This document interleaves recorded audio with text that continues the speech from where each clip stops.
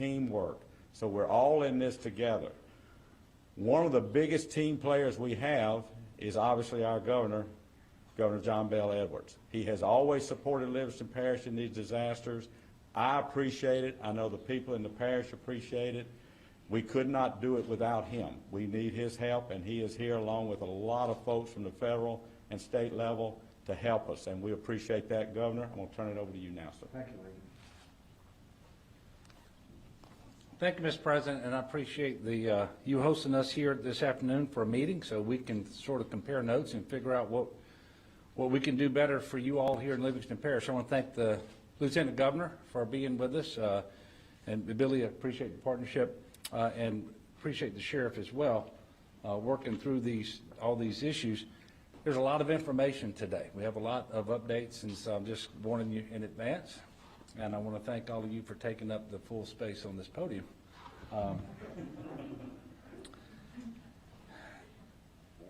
Yesterday, that's okay. Yesterday, as you all know, the President came to Louisiana. He spent about 7.5 hours on the ground, and I was with him throughout that. And he was able to talk to many local leaders and residents. He was able to get on the ground in multiple parishes and see the devastation firsthand, and that always makes a difference, especially when you're making the multitude of significant requests that we are making for assistance from the federal government.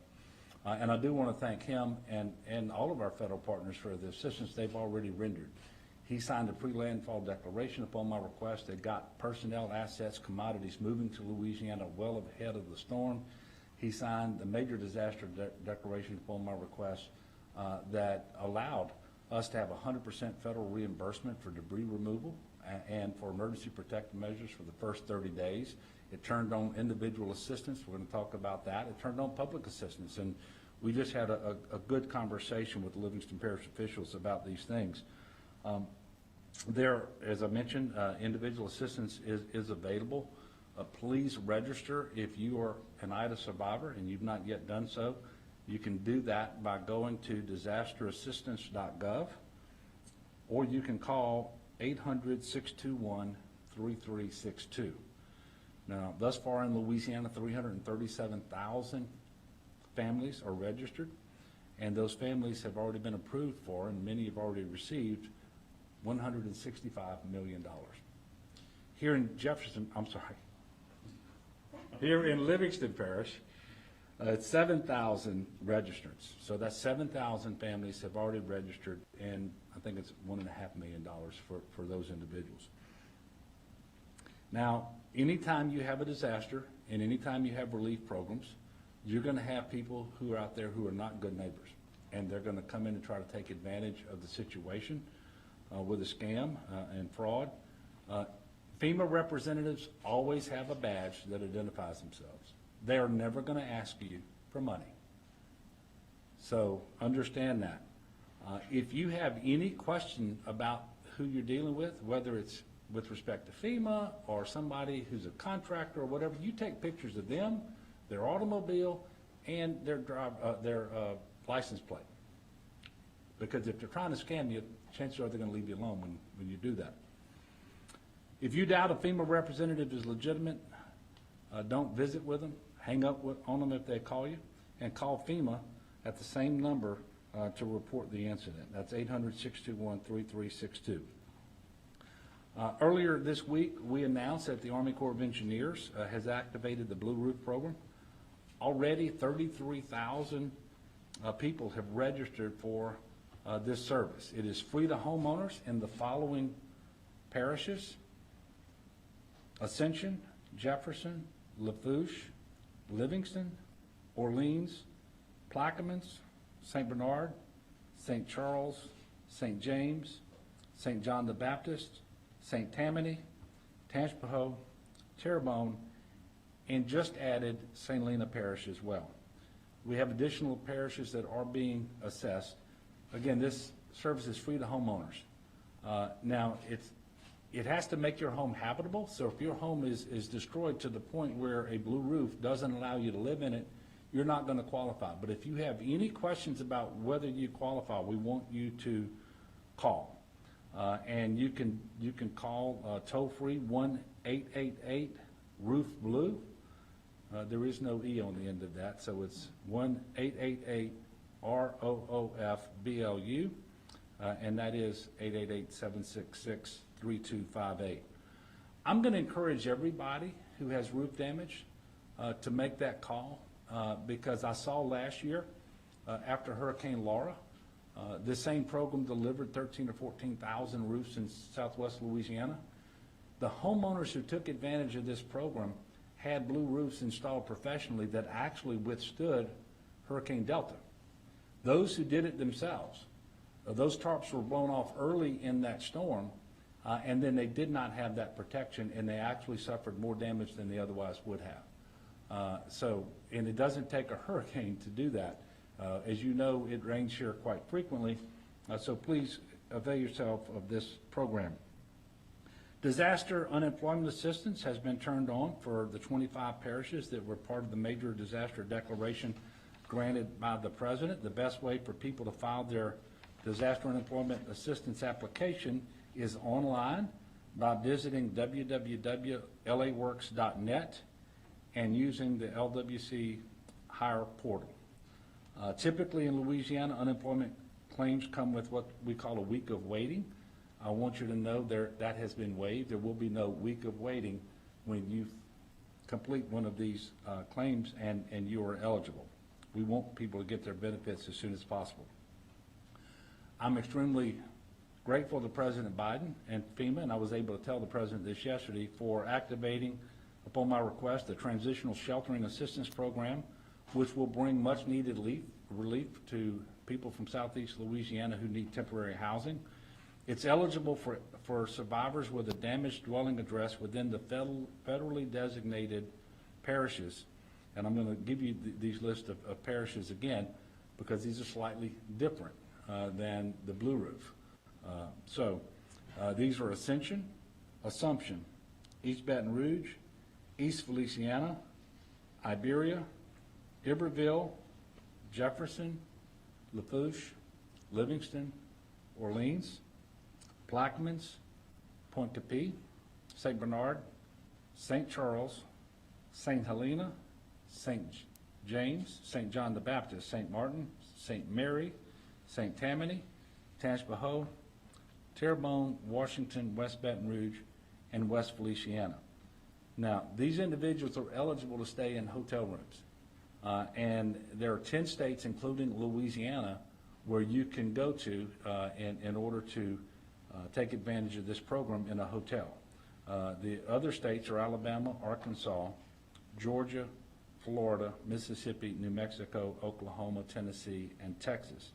Now, under this program, you have to book your own rooms at the participating hotels. Those hotels are listed on disasterassistance.gov under the Transitional Sheltering Assistance Program. Or you can call the FEMA hotline. And that FEMA hotline never changes, by the way. It's always 1-800-621-3362. For TTY, you call 800-462-7585. And for 711 or video relay services, call 800-621-3362. For the National Guard, I want you to know that the entirety of the Louisiana National Guard was activated in advance of the storm coming ashore, and now we have combined forces with National Guard soldiers and airmen from other states through the EMAC request process, and we have some active duty Title 10 soldiers who are in support of current operations in southeast Louisiana. So of that number, we've received 2,501 EMAC guardsmen from 10 states, and I want to pause to thank those states, and particularly those governors, because we sent the request out. They were very quick and generous in their response, and those 10 states are Florida, Mississippi, Missouri, Kansas, Texas, Tennessee, Oklahoma, North Carolina, Arkansas, and Georgia. And they have been and will continue to be integrated into all of our operations here in Louisiana. And those operations include 43 points of distribution and 3 hubs across 16 parishes. There were 6 pods that opened for the first time today. We have more pods that will be coming online tomorrow. Through the end of the day yesterday, more than 1.8 million meals had been distributed by the National Guard, right at 95,000 tarts, 2.1 million liters of water, 250,000 sandbags, and about 275,000 bags of ice. Electricity is one of the biggest challenges that we have across Southeast Louisiana. We know that, and depending on the damage to the infrastructure, the transmission lines, the distribution lines, as well as the generation capabilities, there's not an even rate of restoration going on, and that's always going to be the case. And I'm always happy to see people getting powered up, and some people are going to be quite a while. But we can report that as of noon today, we're down to 718,559 customers. That means homes and businesses. That's a lot more than 718,000 people who are still without power. But that's down from 1.1 million at the peak. And so we're thankful for that, and we are looking forward to having power restored to as many people as possible, as soon as possible. President Ricks mentioned this a while ago, generator safety. I'm going to talk about confirmed deaths in just a moment, but I want to remind people that in storms like this, typically it isn't the direct impact of the storm that kills the most people. It's post-storm activities. And one of those has to do with the use of generators. If you've got a generator that you're using, please make sure that it's at least 20 feet from your residence. It's in a well-ventilated area. It is not in a crawl space, a garage, certainly not in the house with you, but really not even under a window or a door or a vent. This is tasteless, it is odorless, and you don't know it's happening until it's too late. And really sad, what happens a lot of times is people turn a generator on in order to get cool enough to go to sleep. A family will go to sleep, and sometimes they don't wake up. So please be very careful. And then we also learned this morning that there have been some incidents where professionally installed home generators, those that are there year-round, are operating too close to the house, particularly too close to a window or a vent, and they've caused some people to be sick too. So please, just because it's not a portable generator, make sure that you're being safe with your generators.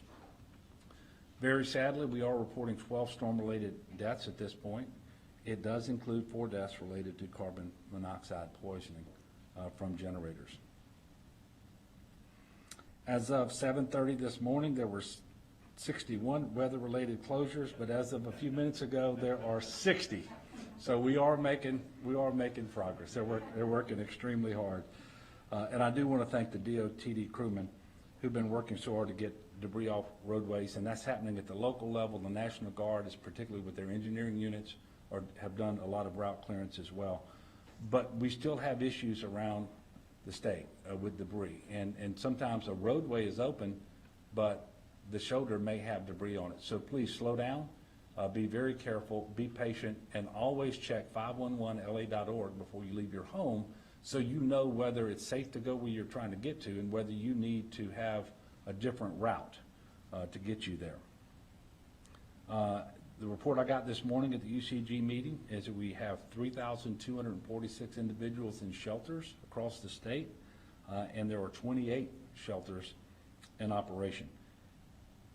If you have been staying at home and you realize that that's just not tenable, the home is damaged too much, you don't have electricity yet, you don't have water, some combination of that, and you want to get to a shelter, please call 211, or you can text LA Shelter to 898-211, and we will make sheltering available to you.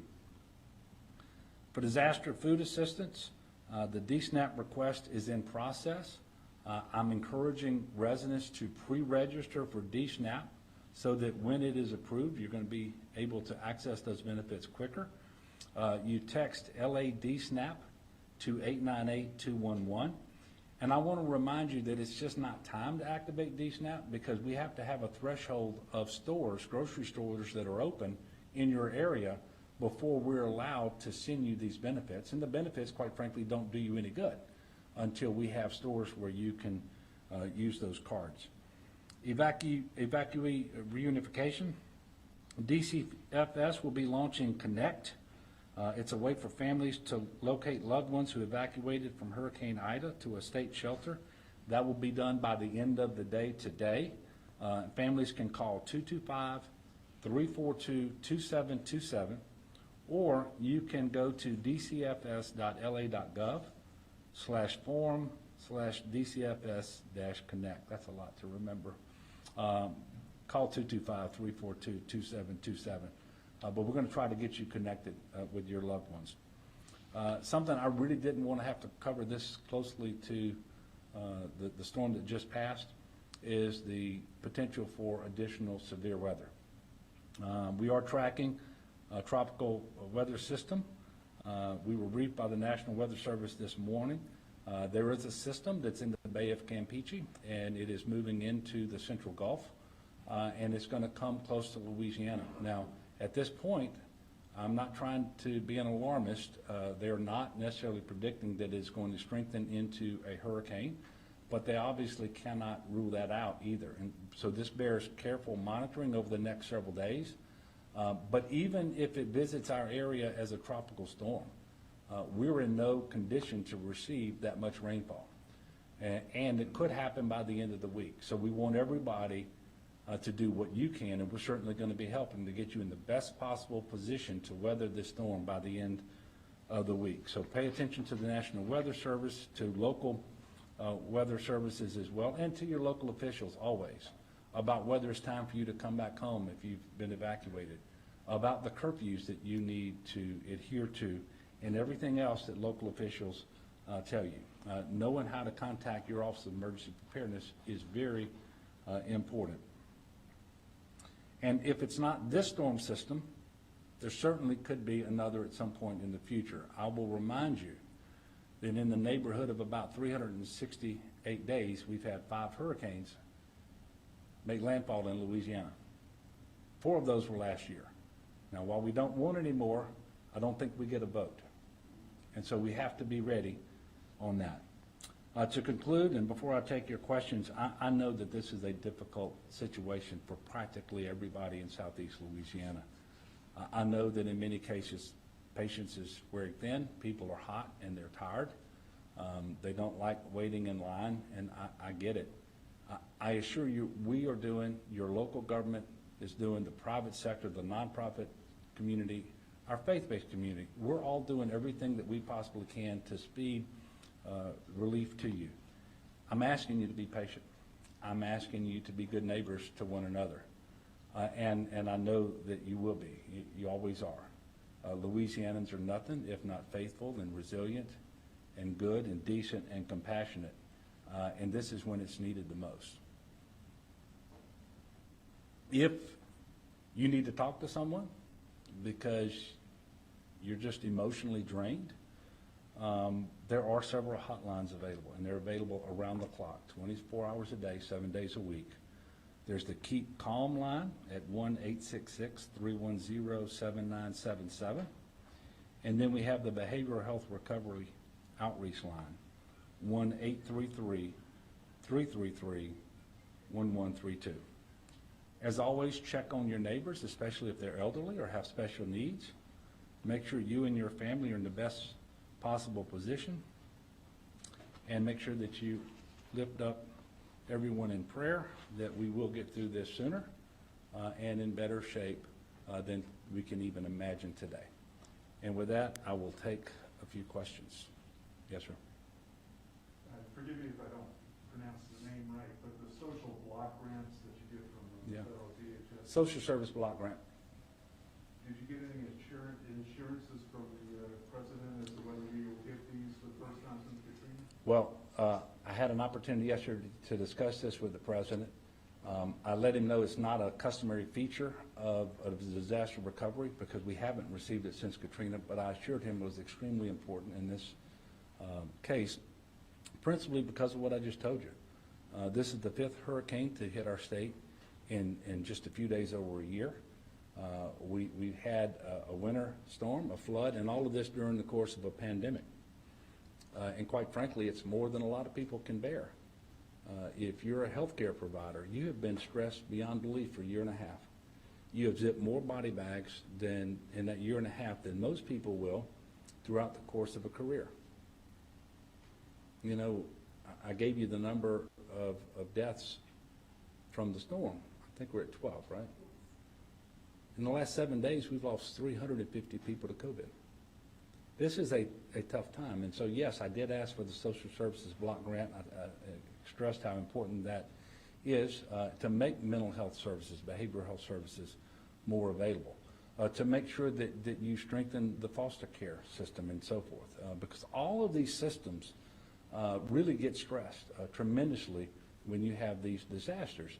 And these programs serve the most vulnerable people in our state. And so it is important that we make sure that we're doing all we can, and that is why I requested that he assured me he understood the need for it. Of course, it takes Congress and the President working together to make sure that that's in an appropriation instrument that I hope comes much sooner than later. And I stress the importance not just of getting the relief that we're asking for, but getting it in a very timely fashion. Yes, sir. Governor, can you tell us about this possible upcoming storm, how you're preparing for it, and how that could impact our current restoration? Well, first of all, we've been speeding relief as much as we possibly can. And the importance of continuing to do that and getting even better if we're able to do that is underscored by the threat looming, whether it is this storm or some future storm. One of the things that I can tell you is, and we actually planned this before we knew anything about this particular weather system, is we are going to have a complete exercise at GOSAP about how do we respond as a state, working with our federal partners, working with all of our locals, to another hurricane while we are in our current posture, still responding to, not yet recovering from, but just responding to the immediate aftermath of Hurricane Ida. And let me tell you, that's almost more than you can contemplate, because every emergency support function, and there are 17 of them in Louisiana, every one of them has to be executed differently. So you can't take your playbook that you normally use and put it on the desk in front of you and say, okay, this is what we're going to do. Because your people are no longer where they would have been otherwise. Your assets are no longer where they would have been otherwise. You already have certain hospitals that have been damaged and others at complete capacity. You're already housing people at special needs shelters. Do you have to evacuate those people in advance of the storm? You know, how do you, assuming it strikes another part of the state, how do you staff up the shelters that you need there? Where do you get all of the medical personnel for those hospitals and those clinics? And how do you do all this and continue to test for COVID and do the monoclonal antibody infusions and all? My head's getting painful just thinking about it. But I asked Livingston Parish today to undertake this same exercise because you know, it's more than a theoretical possibility. It happened to us last year, and it could happen to us again this year. We will be as ready as we can be, and I have no doubt our federal partners are leaning forward with us, but I am praying we don't have to do that, and I'm asking everybody else to make the same prayer. Any other questions? Yes, sir. You can get two. Okay. Do we need to strengthen the infrastructure for the electrical system in the state? Well, first of all, I think electrical infrastructure needs to be strengthened as a general matter everywhere. Certainly in this state. It is hard for me to imagine that we will ever have an electrical infrastructure or other types of infrastructure as well that can withstand a storm of this severity without any disruptions. But we know we can minimize those disruptions. But it's going to take a big investment. And it's an investment that over time will certainly pay for itself, especially when you consider that not just the severity of these weather events, but the frequency of severe weather events is increasing, it seems like every single year.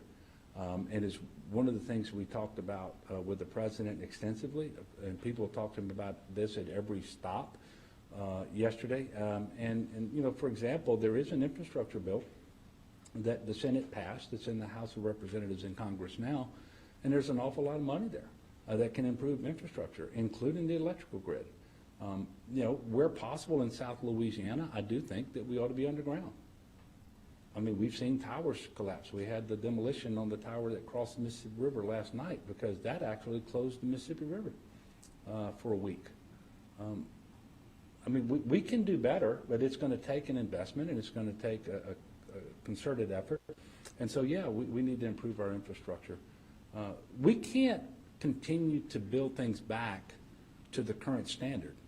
If the current standard were enough, we wouldn't have lost them, right? We wouldn't have lost the things that went out with this storm. And we know how to do that. Our building codes, you can go in any community that's been devastated by the storm, and you'll see buildings and homes that made it relatively unscathed, and then next door is one that's totally destroyed. And it was the workmanship, the materials, and the codes. You can take that lesson learned and you can extend it all across the infrastructure that serves us in common. But you can't do it without an investment. And so Make an investment? we already do make investments. And much of the federal money that comes down is going to require a state match if you want to avail yourself of it. So there is no way to participate in the federal programs to enhance our infrastructure if we're not also making that investment. So the short answer to your question is yes. All right. Look, I want to thank all of you for continuing to cover this. We've got a long way to go. This is absolutely going to be a marathon, but you know, that's one step at a time. And every day we're going to try to put more people's lives in a better place than where it was when they woke up that morning. I'm confident that we are doing that. And I do ask people to be patient. Let's help one another, and let's lift one another up in prayer, and we're going to get through this. Thank you all, and God bless.